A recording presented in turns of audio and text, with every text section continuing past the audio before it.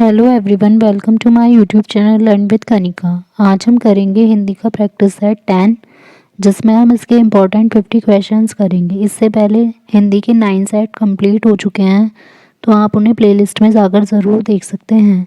साथ ही अगर आपको वीडियो अच्छी लगे तो इसे लाइक एंड शेयर ज़रूर कीजिएगा, और अगर आप चैनल पर नए हैं तो चैनल को सब्सक्राइब भी ज़रूर करें। क्वेश्चन फर्स्ट है, अनिल दोहरे चरित्र का व्यक्ति है तो इसमें विशेषण कौन सा होगा।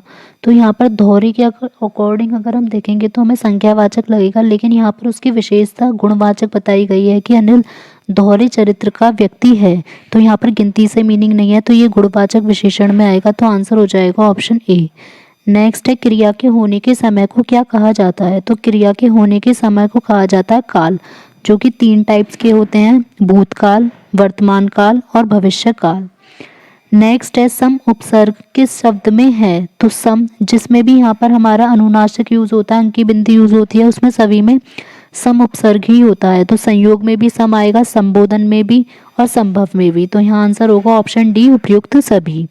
नेक्स्ट है, धनवान शब्द में मूल शब्द क्या है। तो धनवान में धन तो हमारा मूल शब्द हो जाएगा, जिसका मीनिंग हो जाएगा पैसा, और वान हो जाएगा हमारा प्रत्यय। तो यहाँ पर मूल शब्द पूछा गया है, तो आंसर हो जाएगा ऑप्शन ए धन, और अगर प्रत्यय पूछा जाता तो आंसर हो जाता ऑप्शन डी वान। नेक्स्ट है, पुनर्जन्म का संधि विच्छेद क्या है। तो पुनर्जन्म का संधि विच्छेद आएगा पुनः प्लस जन्म, और यह कौन सी संधि का उदाहरण है, यह हो जाएगा विसर्ग संधि का उदाहरण। नेक्स्ट है, रघुपति शब्द किस समास का उदाहरण है। तो रघुपति यहाँ पर हमारा हो जाएगा, रघुपति का तीसरा मीनिंग भी निकल रहा है, हम क्या कहते हैं, भगवान राम।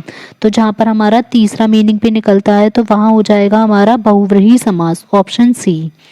नेक्स्ट है, सरल या साधारण वाक्य किसे कहा जाता है। तो रचना के आधार पर 3 तरीके के वाक्य होते हैं, सरल वाक्य, संयुक्त वाक्य और मिश्र वाक्य। तो यहाँ पर पूछा गया है, सरल या साधारण वाक्य कौन सा होता है, जो कि छोटा हो या जिसका अर्थ सरलता से समझ में आ जाए, जिसमें एक कर्ता और अनेक क्रियाएं हो, या जिसमें एक उद्देश्य मीन सब्जेक्ट, विधेयक, प्रेडिकेट और एक क्रिया हो। तो सबसे सरल वाक्य होता है जिसमें एक सब्जेक्ट होगा, उद्देश्य होगा, उसका कर्ता और विधेय होगा और क्रिया होगी। तो आंसर हो जाएगा ऑप्शन डी।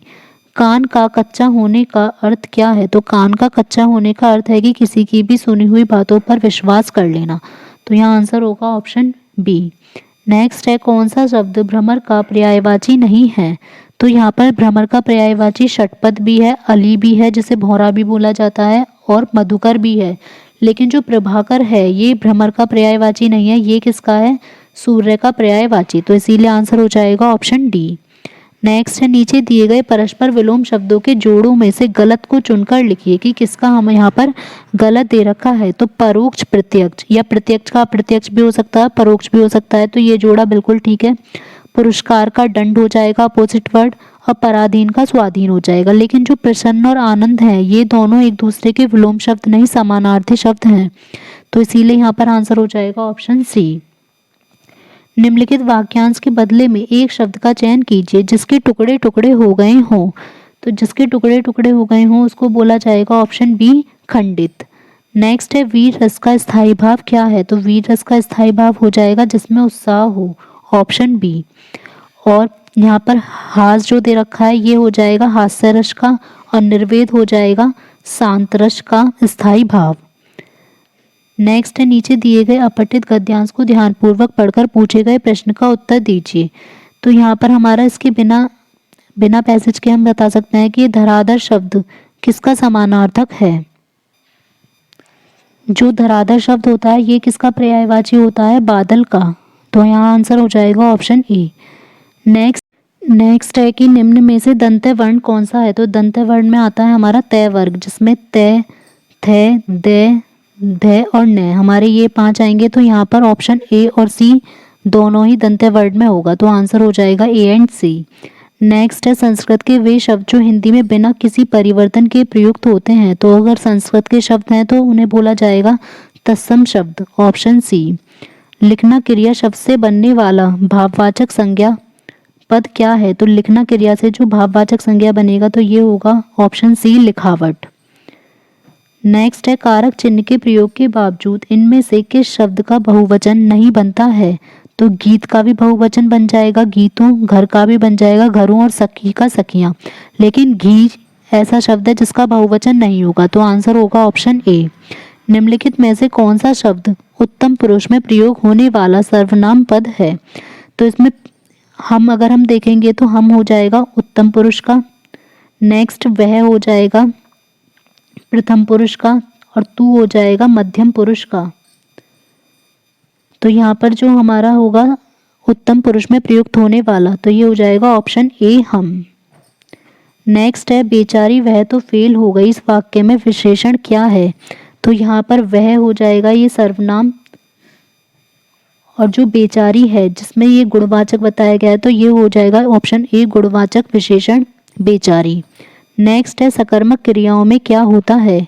सकर्मक क्रियाओं में कृतवाच्य, भाववाच्य, कर्मवाच्य या इनमें से सभी। तो जो सकर्मक क्रियाएं होती हैं वो होती हैं कर्मवाच्य, और जो अकर्मक क्रियाएं होंगी वो होंगी कृतवाच्य। तो यहाँ पर आंसर होगा ऑप्शन बी। नेक्स्ट है अधजला में मूल शब्द क्या है? तो अधजला में अध तो हो जाएगा उपसर्ग और जला हो जाएगा मूल शब्द। तो यहाँ पर मूल शब्द पूछा गया है, तो आंसर होगा ऑप्शन डी जला। दर्शनीय शब्द का मूल धातु रूप क्या है? तो दर्शनीय का जो मूल धातु रूप होगा वो होगा दर्श, ऑप्शन बी। नेक्स्ट है इत्यादि शब्द में कौन सी संधि है? तो इत्यादि का अगर हम संधि विच्छेद करेंगे तो ये बनेगा इति प्लस आदि। तो यहाँ पर ई और आ को मिलाकर यह बन जाएगा, तो ये हो जाएगी ऑप्शन ए यण संधि। नेक्स्ट है प्याज शब्द का वर्ण विच्छेद क्या होगा? तो यहाँ पर पहले पै दे रखा है, आधा पै है, तो इसका मतलब पै के आगे हमें हलन तो लगाना है, लेकिन वहाँ पर कोई स्वर नहीं लगेगा, तो पै के आगे ए नहीं लगेगा, तो ऑप्शन ए हो जाएगा रॉन्ग।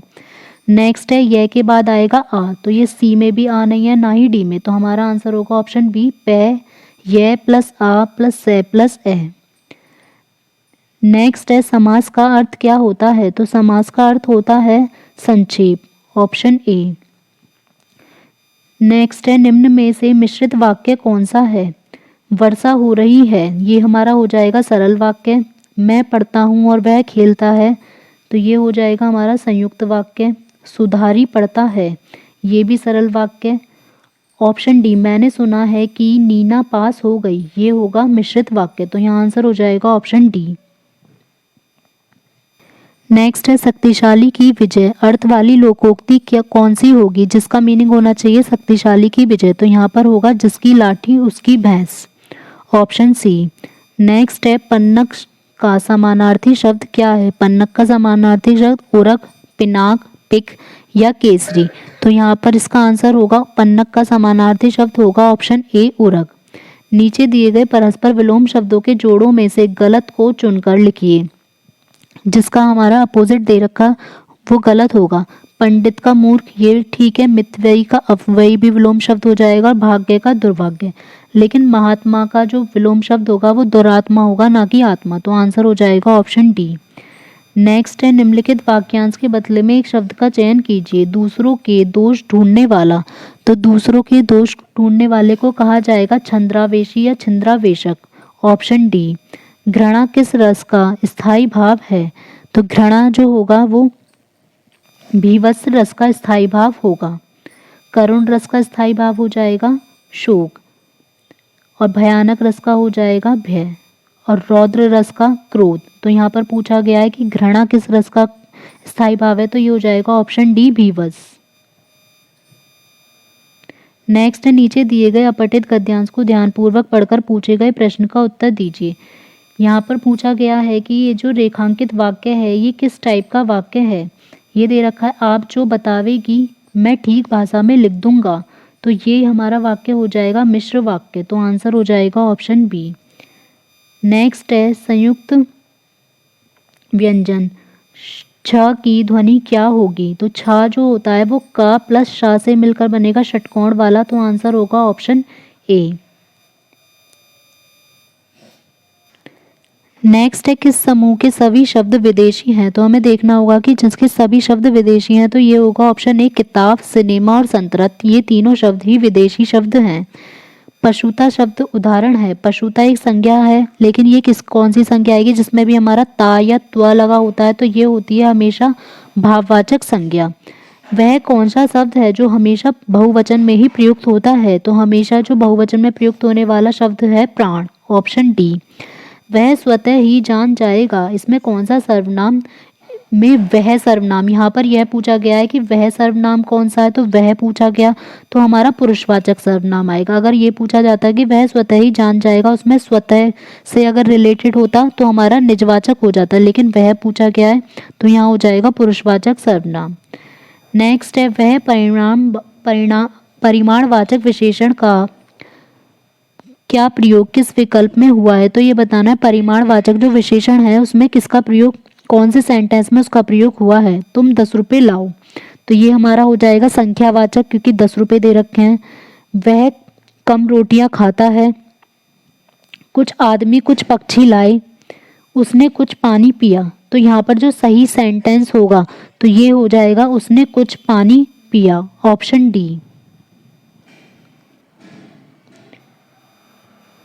सकर्मक क्रियाओं में होता है, सकर्मक क्रिया में क्या क्या चीज होगी? कृतवाच्य, भाववाच्य, कृतवाच्य व कर्मवाच्य, या कृतवाच्य व कर्मवाच्य व भाववाच्य। तो जो सकर्मक क्रिया होगी उसमें हमेशा कृतवाच्य व कर्मवाच्य, अगर ऑप्शन में एक ही होता तो हमारा कर्मवाच्य होता, लेकिन दोनों पूछा गया है तो एक साथ कृतवाच्य व कर्मवाच्य दोनों आ जाएंगे।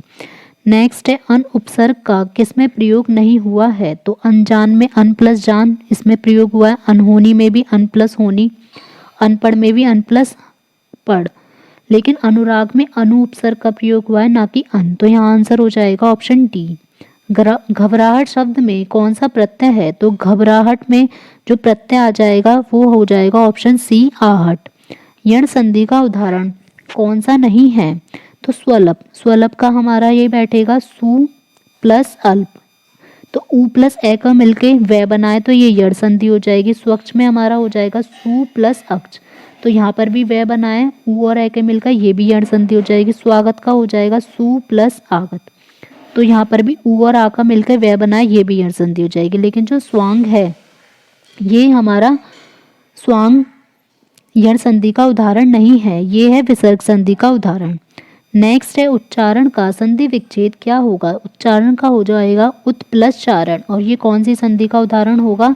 व्यंजन संधि का। नेक्स्ट है, अनुरूप शब्द में कौन सा समास है? अनुरूप शब्द में हो जाएगा अव्ययी भाव समास, ऑप्शन सी। कौन मिश्र वाक्य है? वह ज्ञानी है किंतु निजी है, तो यहाँ हो जाएगा हमारा संयुक्त वाक्य। सीता पढ़ रही है से सरल वाक्य। आकाश में बिजली चमकती है, ये भी सरल वाक्य। वह कौन सा व्यक्ति है जिसने महात्मा गांधी का नाम ना सुना हो? तो जिसने वर्ड यूज हुआ है ये हो जाएगा मिश्र वाक्य। नेक्स्ट है, गोवर गणेश मुहावरे का अर्थ क्या है? तो गोवर गणेश मुहावरे का अर्थ हो जाएगा मूर्ख होना, ऑप्शन सी। नेक्स्ट है, दिए गए शब्दों में भिन्न अर्थ वाला शब्द कौन सा है? तुरंग, मृगेंद्र, मृगराज, व्याघ्र। तो मृगेंद्र, व्याघ्र और मृगराज ये तीनों ही सिंह या शेर के पर्यायवाची हैं, लेकिन जो तुरंग है वो किसका पर्यायवाची है? घोड़े का, तो यहाँ पर भिन्न अर्थ वाला शब्द हो जाएगा ऑप्शन ए, तुरंग। नीचे दिए गए परस्पर विलोम शब्दों के जोड़ों में से गलत को चुनिए।